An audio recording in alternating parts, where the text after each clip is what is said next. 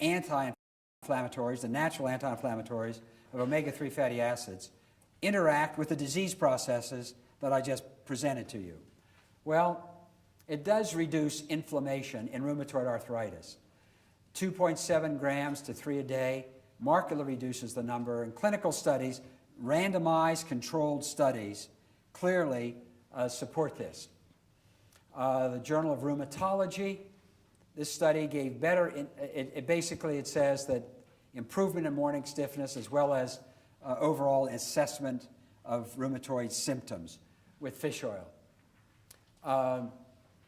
This is another double-blind placebo-controlled study.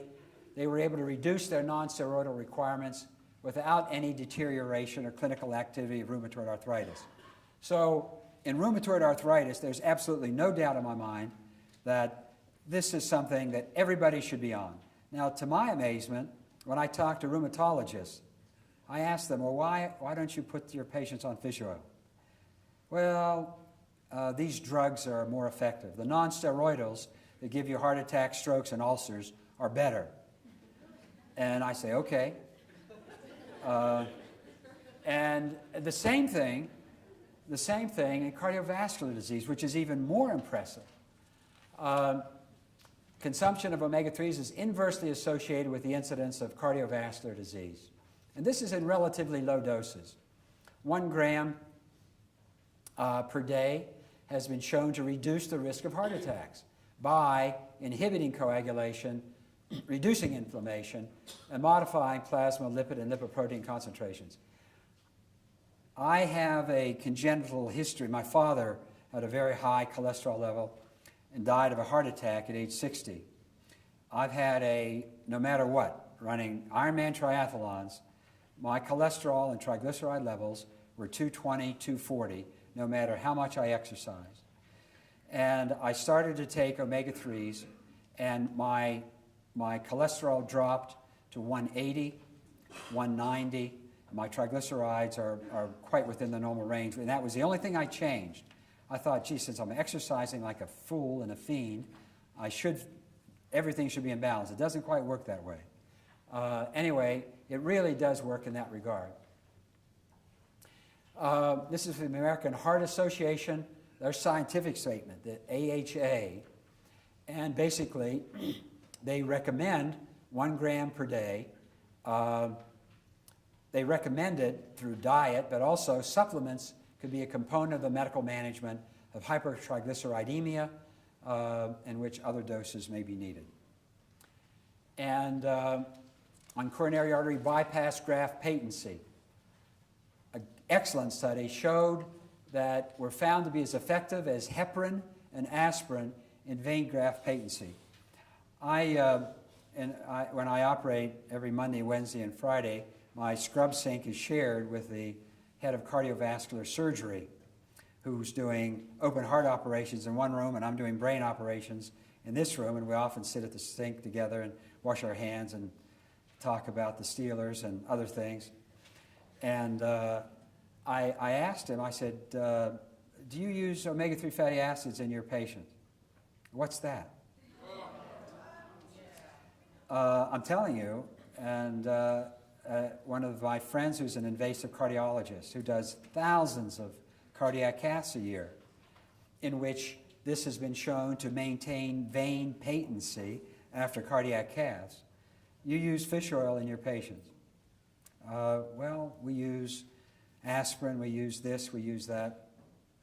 It's astounding to me how the significance of this has permeated so little into allopathic medicine.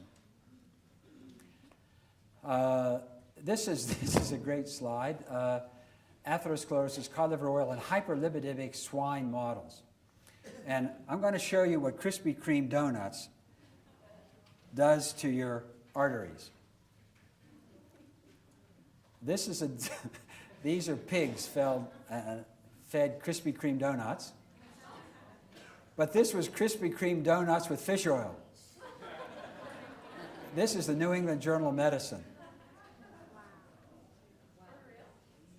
Yeah, check the reference. So in terms of the anti-inflammatory response, there is some science behind this. And again, the American Heart Association, their guidelines, which you're all familiar with, what do they recommend? That you eat a variety of fish, preferably at least twice per week, as well as these other products, and you consume approximately 1 gram of EPA, preferably from oily fish. But what's the problem with eating oily fish? Pardon me? Yeah.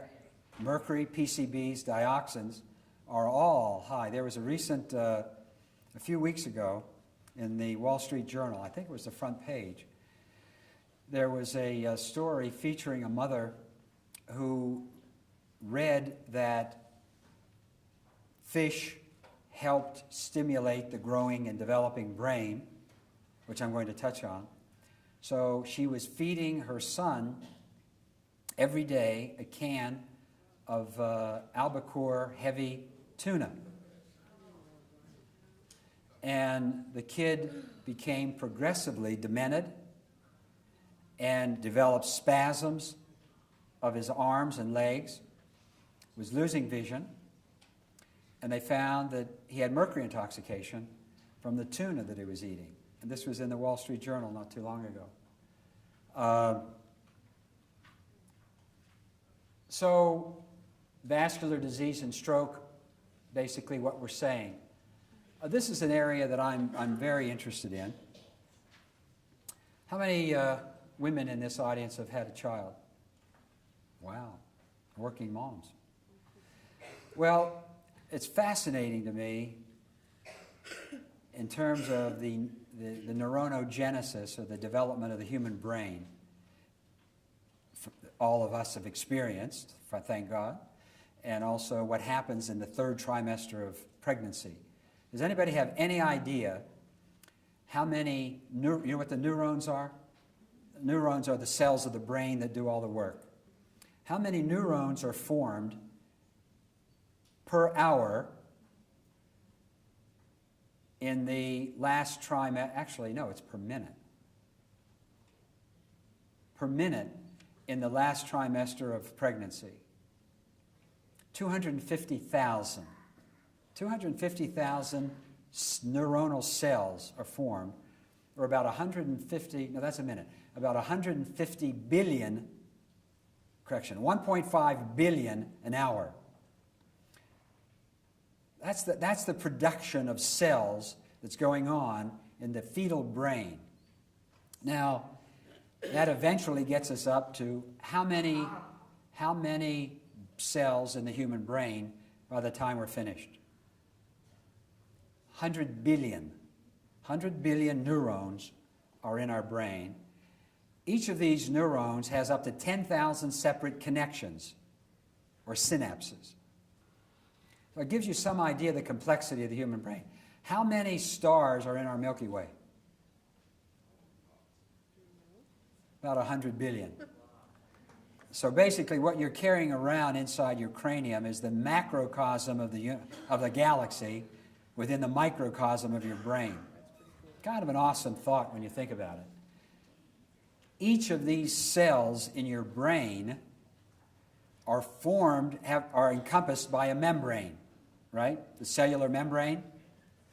This is what the high-powered look of your cellular membrane looks like. The membranes are formed of phospholipids.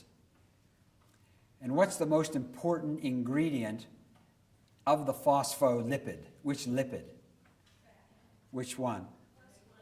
Cholesterol and DHA, docosahexaenoic acid, which is found in fish oil.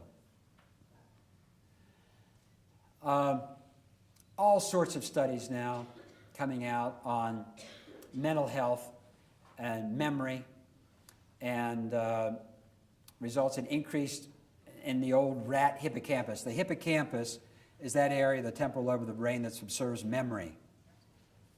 So that transretin implies better function of the hippocampus or memory. And in all of these, there's a link between ADHD and low levels of EFAs, bipolar mental disorders, depression, all very good scientific studies show that all of these are associated with the deficiency in EPA and DHA. This is a study of in Alzheimer's disease, and a questionnaire was sent out to 850 participants, and they found that the relative risk of Alzheimer's disease decreased significantly with the amount of EPA DHA consumed in the diet.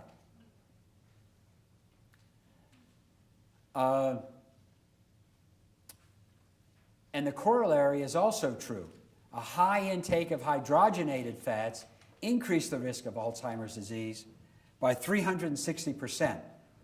So the trans fatty acids, the garbage that we ingest oftentimes, that gets converted to the omega-6s, that can lead to a very significant inflammatory reaction of the brain.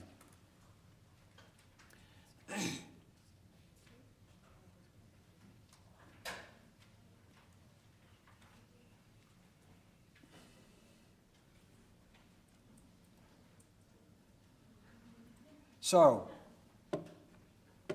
DHA plays a pivotal role in all of these functions. Mitochondrial and neuronal membrane, signal transduction, neurogenesis, which is the creation of new cells, and synaptogenesis, which is the area that all the work is done in the brain. I like that fish. So DHA is a COX-2 inhibitor. And also in age-related memory loss, similar to Alzheimer's. This is from Johns Hopkins Medical Journal. Again, COX-2 to loss of brain cells in animal models, including Parkinson's and amyotrophic lateral sclerosis. So inflammation is showing up in all of the, most of the very serious diseases that are affecting us. And again, the same thing, more studies on Alzheimer's disease. Ritalin. How many know kids on Ritalin? Well, 8 million children are on Ritalin, probably 10 by now. And of all boys between the ages of 6 and 14, 10 to 12% are put on Ritalin. America uses 90% of the world's Ritalin use. So, a study done in the American Journal of Clinical Nutrition in 1995, the DHA levels in boys with ADHD versus controls. As you can see, when they measured the plasma lipid level and the red cell lipids, were significantly less in the ADHD kids. Recent paper, 2003, from Oxford, dyslexia, ADHD, and the autistic spectrum. This is not to suggest that these diseases are due to a deficiency in ADHD.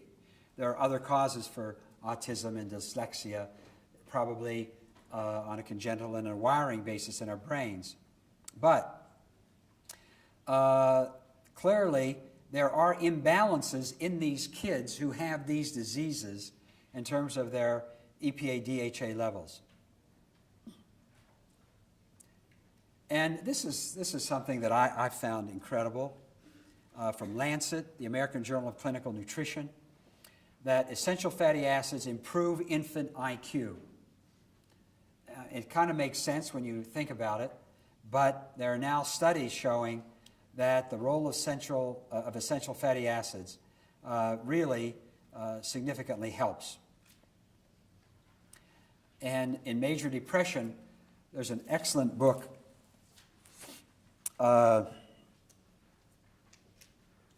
by David Servin Schreiber on the use of fish oil in depression that I'd commend to you, and I'll give you the title of it afterwards if you want it. But in depression, and I've seen in my patients that I put this on, it's not the equivalent, perhaps, of Prozac or Celexa, but clearly there's an antidepressive effect. And if you look at major depression in countries relative to their fish consumption, you can see that the countries with the lowest depression, and this has been balanced sociologically, have the highest fish consumption. Asthma is the same way. Asthma is an inflammatory disease of the alveoli of the lungs. And it's something that there's scientific studies that clearly show that it helps. In cancer, it inhibits cell division in some cancer cell lines in the laboratory, and there are many studies going on now showing the benefits, again, as an anti-inflammatory. In diabetes, every diabetic should be on this product, should be on EPA and DHA. Because of the, in diabetes, it's an engine for inflammation.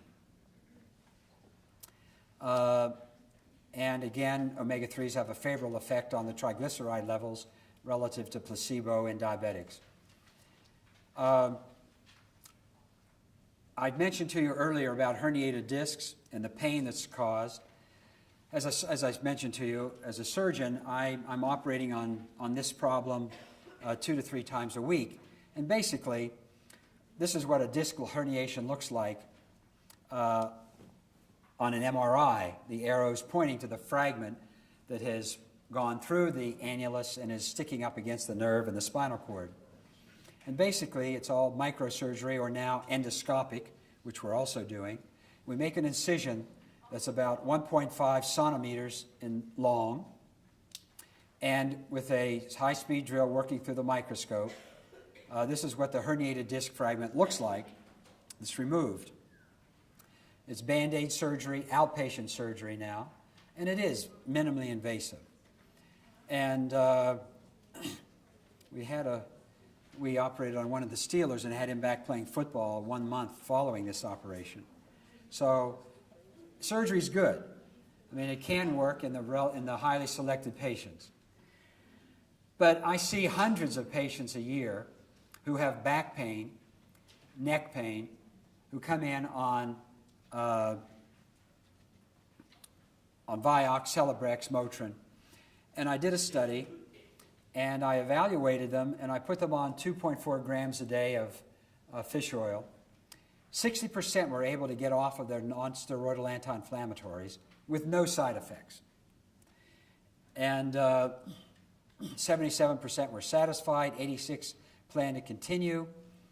And we actually presented, my associate is a physician assistant, Jeff Boast. And he said, why don't we present this as an exhibit, as a poster, to our national neurosurgical meeting, the AANS, American Association of Neurological Surgeons, which met in New Orleans before the deluge in April of this year. I said, Jeff, look, I'm a neurosurgeon. I don't want to put fish oil in front of my neurosurgical colleagues. They'll think I really lost it. You know, what am I smoking? What's Maroon up to now? He said, look, I've already put the abstract together. Let's just submit it. They'll probably turn it down. Well, the abstract is what was handed out to you today. And to my absolute shock, this poster, out of 1,200 posters from all over the world, won the first prize, the #1 blue ribbon for innovations in treatment.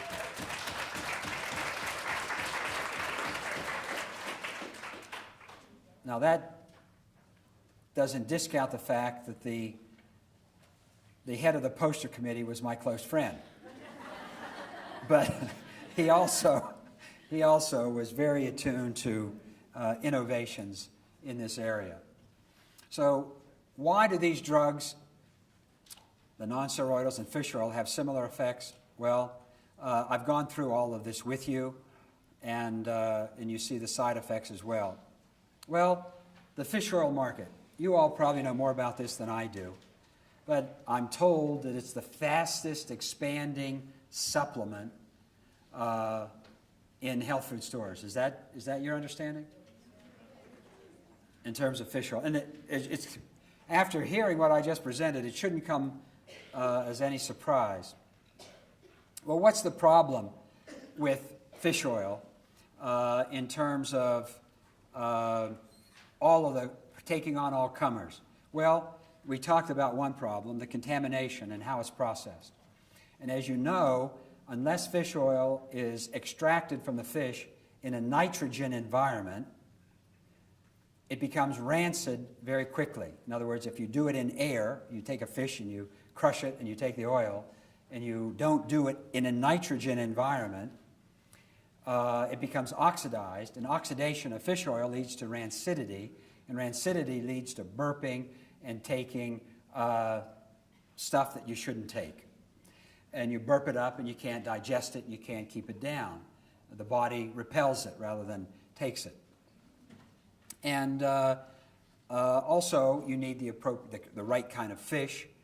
And what I've surveyed personally after taking it myself and looking at what I wanted to take, and then looking at the various products on the market, that the Nordic Naturals product was the one that I recommend to my patients, I take myself, and I do the various studies that we're doing with it.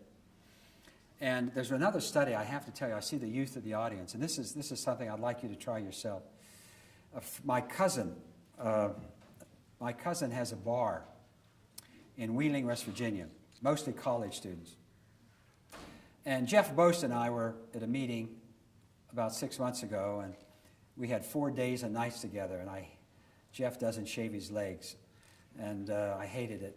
We roomed together, and so I turned to drinking. And we went out each night. We ended up having a bottle of wine, and on the second night, I forgot to take my fish oil, so I popped 3 capsules of EPA, and we drank a bottle of wine. The next morning, I felt really great. I couldn't believe it. And I said, Jeff, maybe we've hit on something here.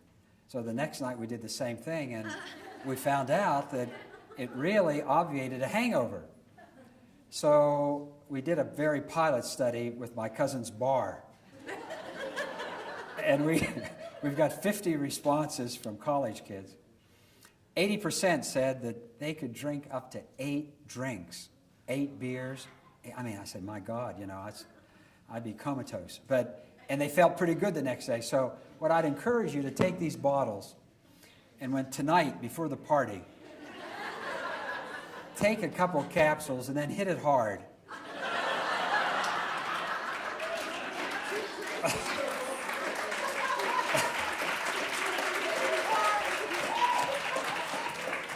And let me know tomorrow how you feel.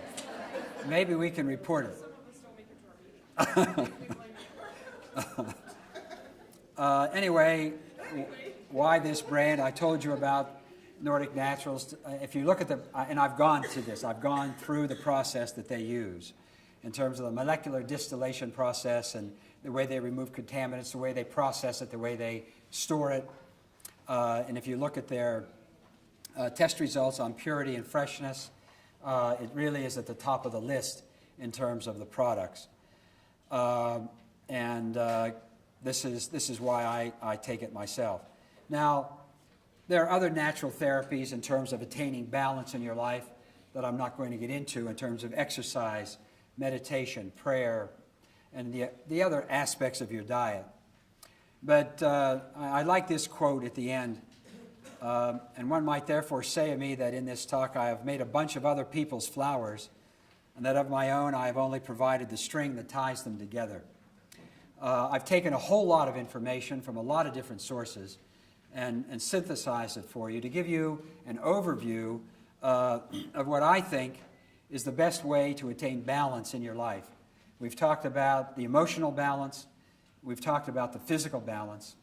And I think we've talked about the diseases that get you out of balance and some of the things that you can do to obviate those diseases and stay in balance. So I deeply appreciate your attention. I thank you, and I'll be happy to answer any questions.